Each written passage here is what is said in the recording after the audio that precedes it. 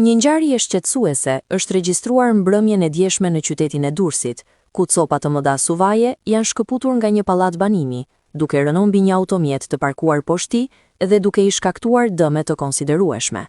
Edhe pse makina ka pësuar dëmtime materiale, problemi kryesor nuk lidhet vetëm me pasojat ekonomike, por me rrezikun e madh që kjo situatë paraqet për jetën e qytetarëve. Nëse në momentin e rënies së suvas, poshtë pallatit, do të kishte qenë një person duke kaluar, pasojat mund të kishin qenë tragjike. Duke gjykuar nga dëmet e shkaktuara në automjet, një goditje e tillë mbi një njeri do të kishte rezultuar potencialisht fatale. Ky incident ngre shqetësime serioze mbi gjendjen e amortizuar të ndërtesave dhe mungesën e masave parandaluese për sigurinë publike.